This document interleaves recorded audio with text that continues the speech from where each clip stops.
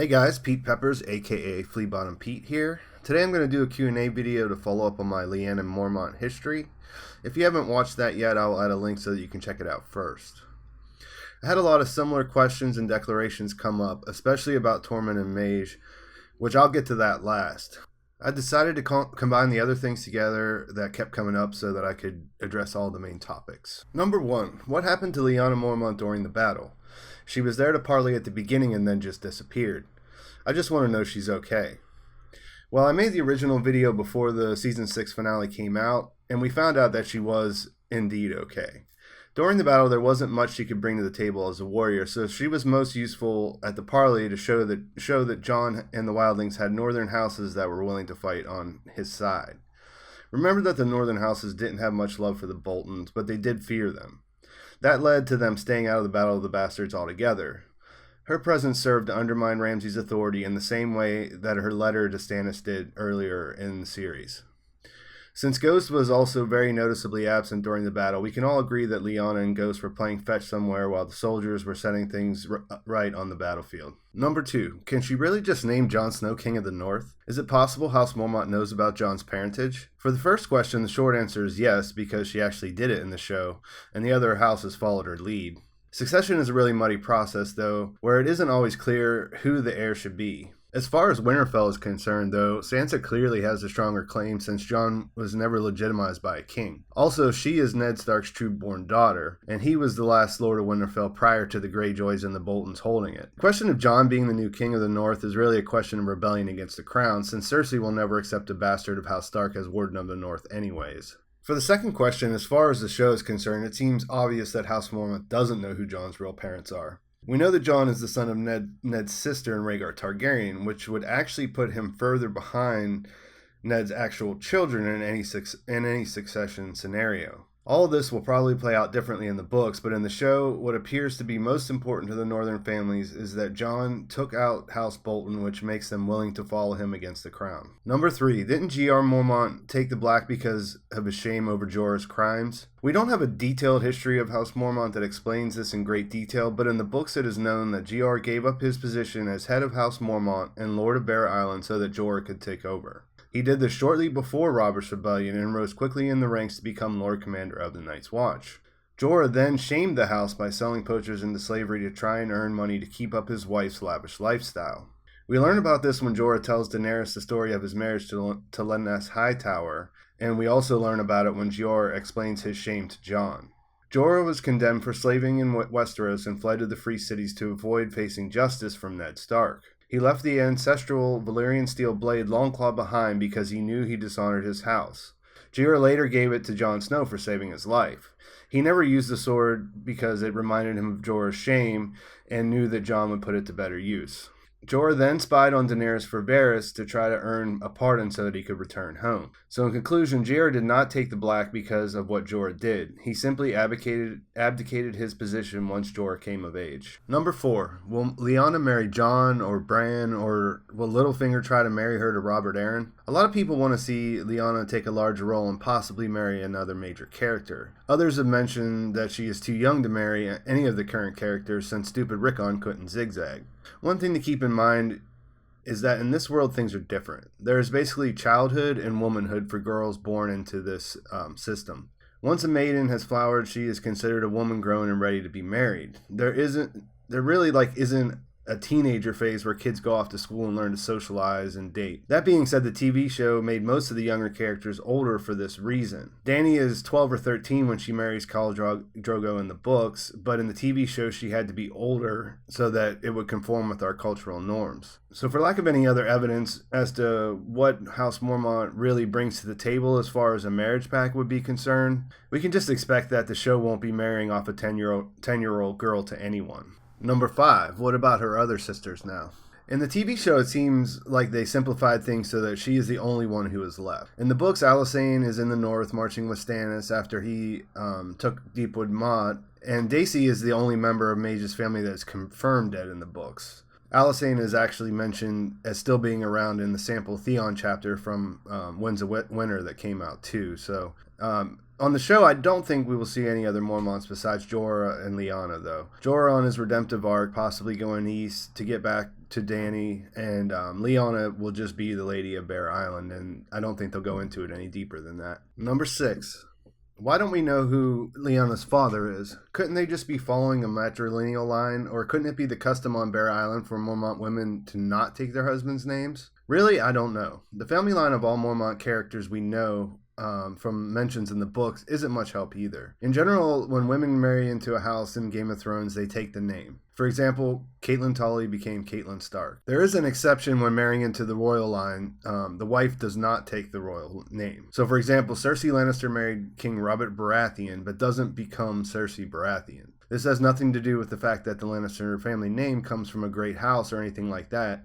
She literally isn't permitted to take the royal family's name. To keep with the last example, Tully is a prominent house just like Stark or Arryn, but the woman marries in and takes the name. The best guess as far as Maege is concerned is that her husband's family name wasn't that important. For lack of a better way to explain it in a few sentences, her children would be better off carrying her house's name instead of his. Like, that doesn't make them bastards, it just makes them Mormonts. Since we don't have any mention of who the girls' fathers are, or if they are the same person for that matter, the rest is just speculation. Number 7. Tormund Giantsbane is called the husband of bears, and tells Jon a story about sleeping with a she-bear.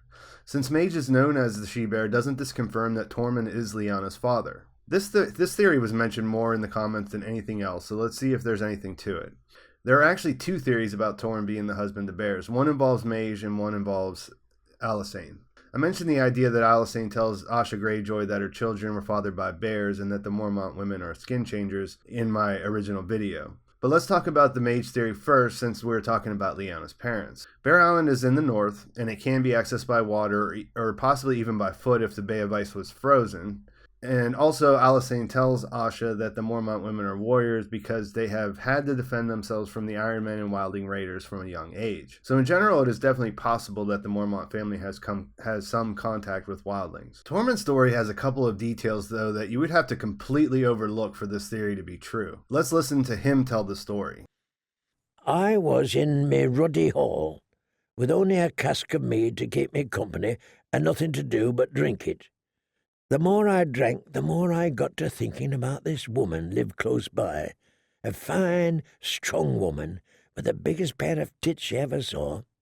She had a temper on her, that one, but oh, she could be warm too, and in the depth of winter a man needs his warmth. The more I drank, the more I thought about her, and the more I thought, the harder me member got, till I couldn't suffer it no more. Fool that I was, I bundled myself up in furs from head to heels, wrapped a winding wool around my face, and set off to find her. The snow was coming down so hard, I got turned around once or twice, and the wind blew right through me and froze me bones, but finally I come on her, all bundled up like I was.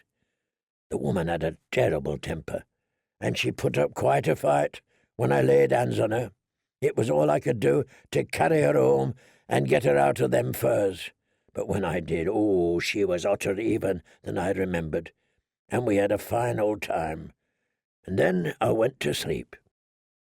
Next morning, when I woke, the snow had stopped, and the sun was shining. But I was in no fit state to enjoy it. All ripped and torn I was, and half my member bit right off. And there, on my floor, was a she-bear's pelt. And soon enough, the free folk were telling tales of this bald bear seen in the woods, with the queerest pair of cubs behind her. Ha! He slapped a meaty thigh.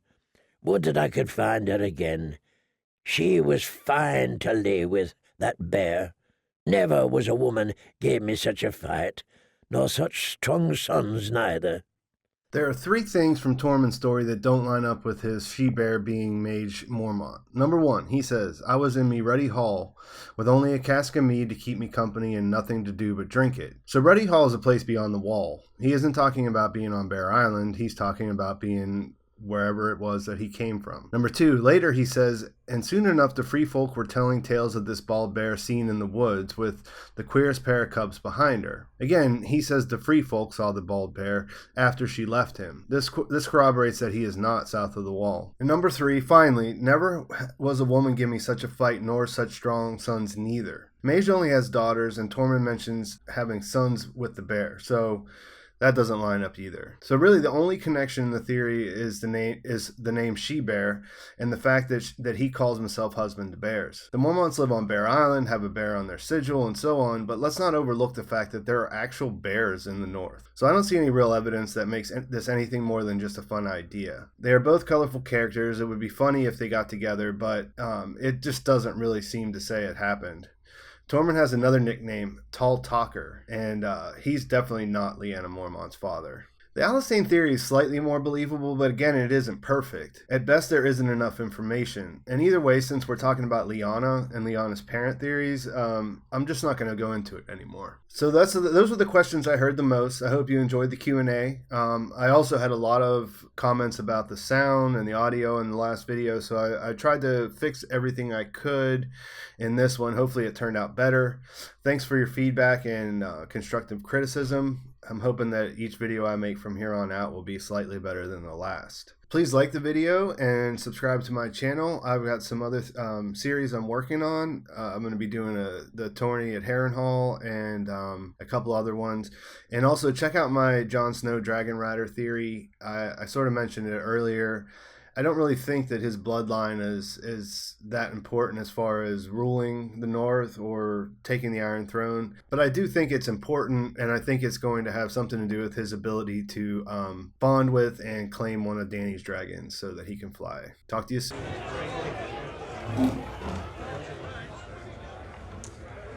Your son was butchered at the Red Wedding, Lord Manderley, but you refused the call. You swore allegiance to House Stark, Lord Glover. But in their hour of greatest need, you refused the call. And you, Lord Kerwin, your father was skinned alive by Ramsay Bolton. Still, you refused the call. But House Mormont remembers. The North remembers. We know no king but the king in the North whose name is Stark. I don't care if he's a bastard. Ned Stark's blood runs through his veins. He's my king from this day until his last day.